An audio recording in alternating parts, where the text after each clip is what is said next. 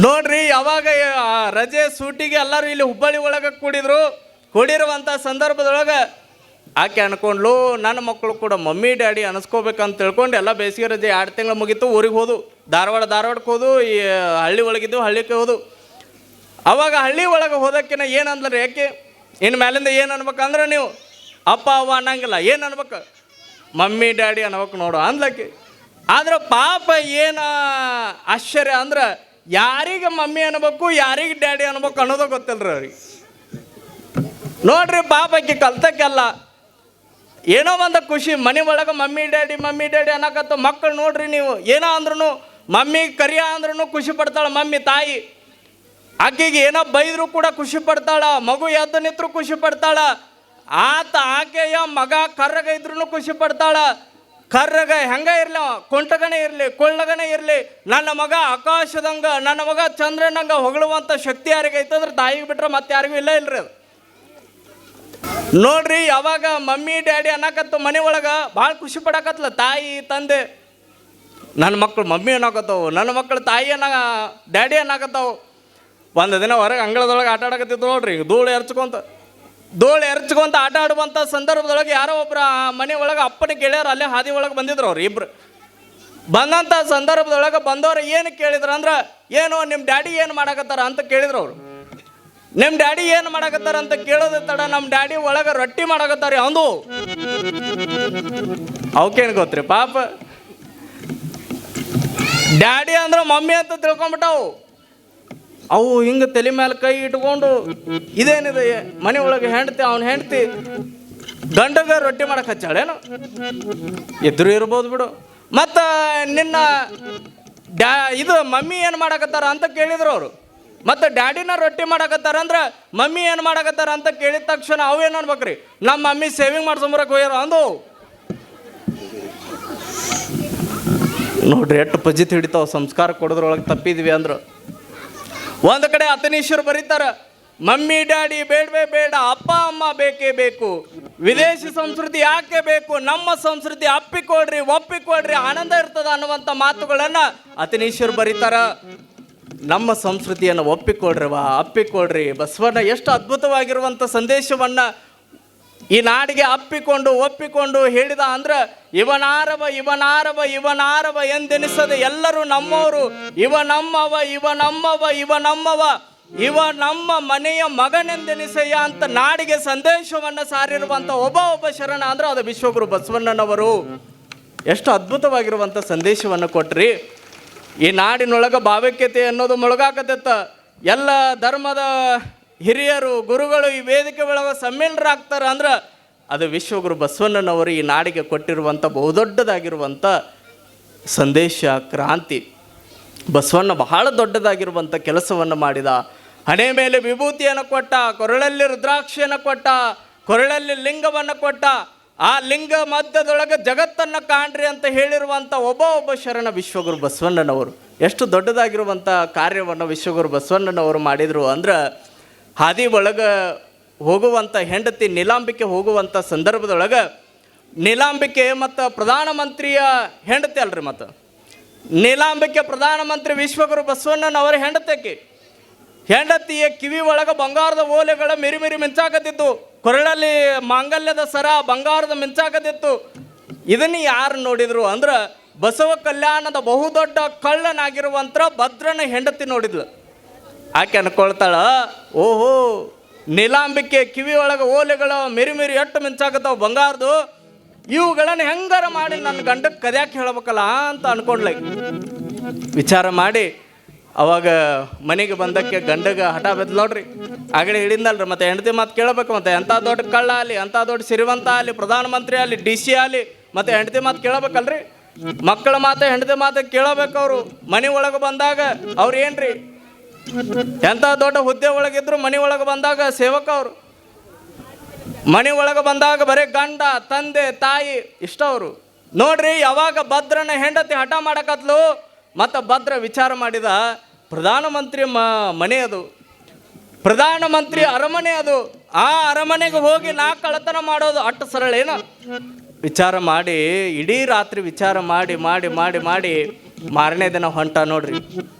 ಹೋಗುವಂಥ ಸಂದರ್ಭದೊಳಗೆ ಮತ್ತು ಆ ಅಂತಃಪುರದೊಳಗೆ ಬಸವ ಕಲ್ಯಾಣದ ಅರಮನೆ ಒಳಗೆ ಬಸವಣ್ಣನ ಅನುಭವ ಮಂಟಪದ ಒಳಗಡೆ ಹೋಗಬೇಕು ಅಂದ್ರೆ ಮೊದಲು ಯಾರು ಕಾಣ್ತಿದ್ರು ಅಂದ್ರೆ ನಾವು ನೋಡ್ರಿ ಆಗಿನ ಕಾಲದೊಳಗೆ ಕೆಳಜಾತಿಯವರು ಕೆಳಮಟ್ಟದವರು ಅವರು ನಡೆದಿರುವಂಥ ಹಾದಿ ಒಳಗೆ ನಾವು ನಡೆಯುವಂಗಿಲ್ಲ.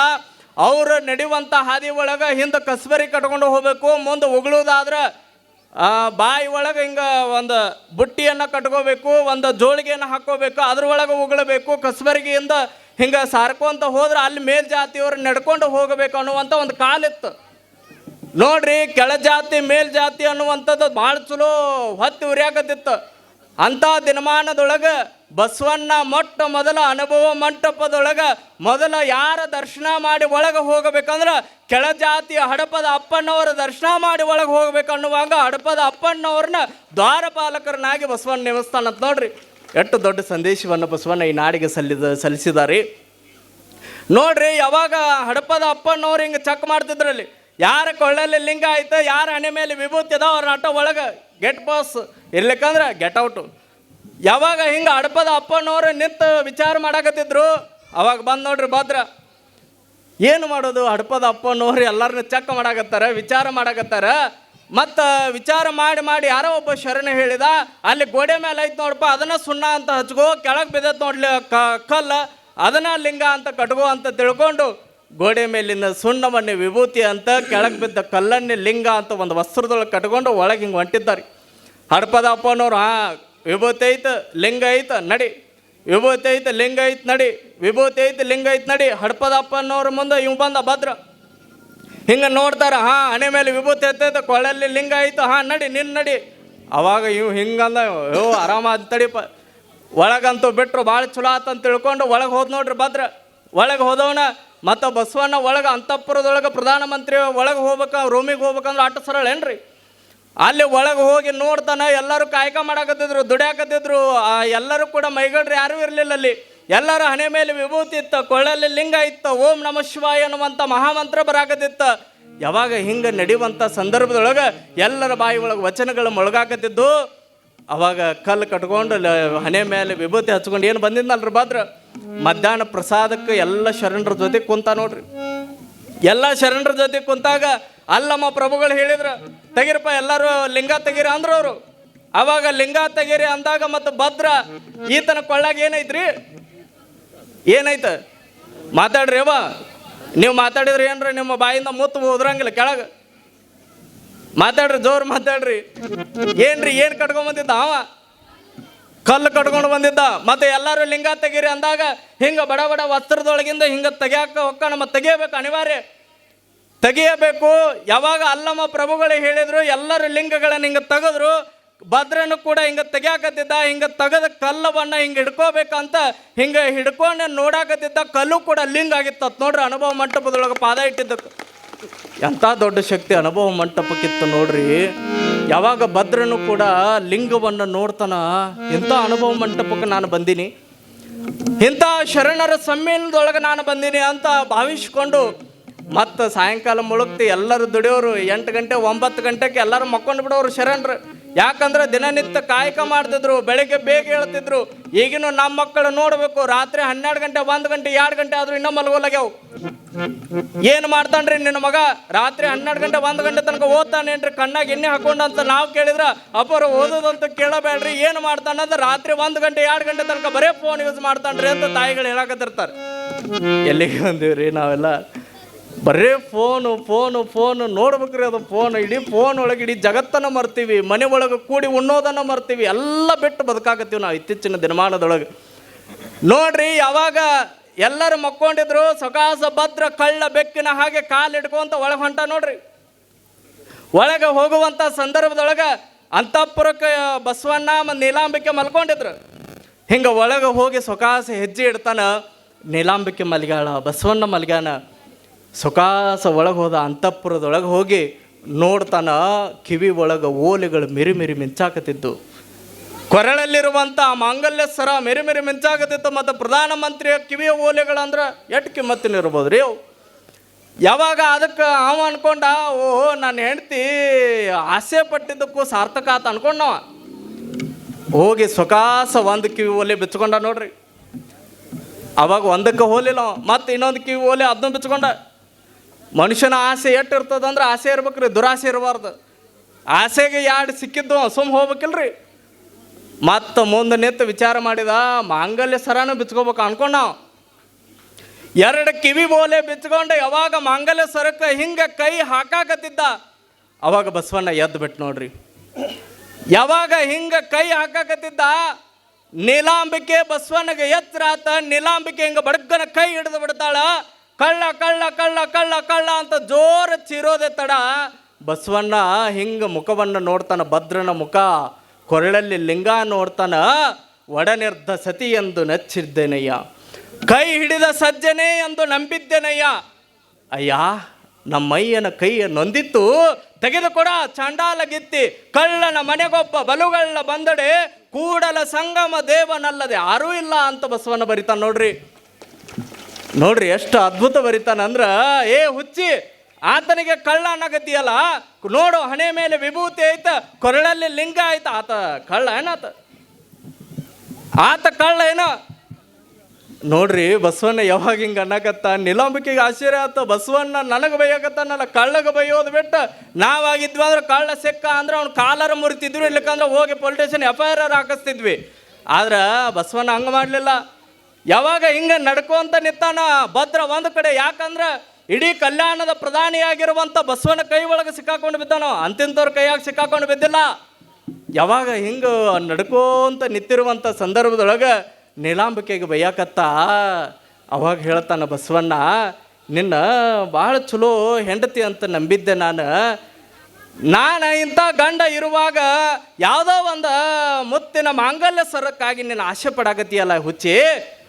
ನಮ್ಮ ಮನೆಗೆ ನಾವೆಲ್ಲರೂ ಕೂಡ ಈ ಭೂಮಿ ಒಳಗೆ ಕಳ್ಳನ ಮನೆಗೊಬ್ಬ ಬಲುಗಳ್ಳ ಬಂದಡೆ, ಆತ ಕೂಡಲ ಸಂಗಮ ದೇವನಲ್ಲದೆ ಯಾರೂ ಇಲ್ಲ ಅಂತ. ಕೂಡಲ ಸಂಗಮನಾಥ ಸಾಕ್ಷಾತ್ ಬಸವಣ್ಣ ಕೂಡಲ ಸಂಗಮನಾಥ ಬಂದಿರುವಂಥ ಸಂದರ್ಭದೊಳಗೆ ಆತನಿಗೆ ಮಾಂಗಲ್ಯ ಸರಕ್ಕಾಗಿ ಆಸೆ ಪಡಾಕತ್ತಿಯಲ್ಲ, ತೆಗೆದುಕೊಡು.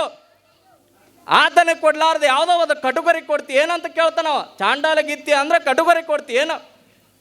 ಅವಾಗ ಯಾವಾಗ ನೀಲಾಂಬಿಕೆ ಹಿಂಗೆ ಸುಮ್ಮ ಕೂತಿದ್ಲು, ಭದ್ರ ಅಂತಾನಂತ, ಏ ಬಸವ ಬೈಬೇಡು, ನೀಲಾಗ ಬೈಬೇಡ, ಆ ತಾಯಿಗೆ ಬೈಬೇಡಪ್ಪ, ನಾ ಕಳ್ಳಾದೇನಿ. ನಾನು ಯಾರೋ ಒಬ್ಬ ಹೊರಗೆ ಬರುವಂಥ ಸಂದರ್ಭದೊಳಗೆ ಹಣೆ ಮೇಲೆ ಸುಣ್ಣ ಹಚ್ಕೋ ಅಂತ ಹೇಳಿದ್ರು, ನೋಡ್ಬೇಕಾದ್ರೆ ನೋಡು.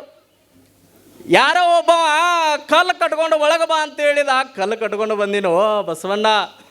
ಅವಾಗ ಬಸವಣ್ಣ ಅಂದ, ಹೇ ಛೇ, ಬೇಕಾದ್ರೆ ನೋಡು, ನಿನಗೆ ಸತ್ಯ ತೋರಿಸ್ಲೇನು ಬಸವಣ್ಣ? ನೋಡ್ತೀಯೇನೋ? ನೋಡು, ಸುಣ್ಣ ನೋಡಿದ್ರೆ ಹಣಿ ಮೇಲೆ ನೋಡು, ತಡಿ ತೋರಿಸನ್ ತಡಿ ಅಂತ ಹಿಂಗೆ ಕೊಳ್ಳಲ್ಲಿರುವಂಥ ವಸ್ತ್ರವನ್ನು ತೆಗೆದ ಹಿಂಗೆ ಆ ಕಲ್ಲಿತ್ತಲ್ರಿ, ಆ ಕಲ್ಲವನ್ನು ಹಿಂಗೆ ತೆಗೆದು ತೋರ್ಸಕ್ಕೆ ಹೋಗ್ಕಾನಂತ ಭದ್ರ. ಯಾವಾಗ ಭದ್ರ ಹಿಂಗೆ ತೆಗೆದು ತೋರ್ಸಕ್ಕೆ ಹೋಗ್ಕಾನ, ಒಂದು ಕಡೆ ಅನುಭವ ಮಂಟಪದೊಳಗೆ ಲಿಂಗ ಆಗಿತ್ತ, ಮತ್ತು ಕಲ್ಲಾಗಿತ್ತದ. ಯಾವಾಗ ಹಿಂಗೆ ಭದ್ರ ಹಿಂಗೆ ಕಲ್ಲನ್ನು ಹಿಂಗೆ ತೆಗೆದು ತೋರ್ಸಕ್ಕೆ ಹೋಗ್ಕಾನ, ಬಸವಣ್ಣನ ದೃಷ್ಟಿ ಯಾವಾಗ ಆ ಕಲ್ಲಿನ ಮೇಲೆ ಬೀಳ್ತದ, ಆ ಕಲ್ಲು ಕೂಡ ಲಿಂಗ ಆಗಿತ್ತಂತ ನೋಡ್ರಿ, ಲಿಂಗ ಆಗಿತ್ತಂತ. ಬಸವಣ್ಣನ ದೃಷ್ಟಿ ಬಹಳ ದೊಡ್ಡದಿತ್ತು, ಬಸವಣ್ಣನ ದೃಷ್ಟಿ ಯೋಗ ಬಹಳ ದೊಡ್ಡದಿತ್ತು. ಈ ನಾಡಿಗೆ ಬಸವ ಪರುಷನಾಗಿ ಈ ನಾಡಿಗೆ ಬಹುದೊಡ್ಡದಾಗಿರುವಂಥ ಕೊಡುಗೆಯನ್ನು ಕೊಟ್ಟ. ಅಂಥ ಬಸವಣ್ಣನ ಬಹಳ ದೊಡ್ಡ ಅದ್ಭುತವಾಗಿರುವಂಥ ಕಾರ್ಯವನ್ನು ಎಲ್ಲ ಯುವಕರು ಸೇರಿ, ಎಲ್ಲ ಬಳಗ ಸೇರಿ ಅದ್ಭುತವಾಗಿರುವಂಥ ಕಾರ್ಯವನ್ನು ಮಾಡಕತ್ತಾರ. ಇತ್ತೀಚೆಗೆ ದಿನಮಾನದೊಳಗೆ ಚಟ ಮಾಡಿ ಚಟ್ಟಕ್ಕೇರುವಂಥ ಯುವಕರನ್ನ ಕಾಣ್ತೀವಿ ನಾವು, ಚಟ ಮಾಡಿ ಚಟ್ಟಕ್ಕೇರುವಂಥ ಯುವಕರನ್ನ ಕಾಣ್ತೀವಿ. ಆದ್ರೆ ಭಕ್ತಿ ಮಾಡಿ ಸ್ವರ್ಗಕ್ಕೇರುವಂಥ ಊರಿನ ಭಕ್ತರು ಯಾರು ಅದಾರ ಅಂದ್ರೆ ಅದು ಅಮರಗೋಳ ಗ್ರಾಮದೊಳಗೆ ಅದಾರ ಅನ್ನುವಂಥ ಮಾತುಗಳನ್ನು ಭಾಳ ಹೆಮ್ಮೆಯಿಂದ ಹೇಳಬೇಕಾಗ್ತದೆ.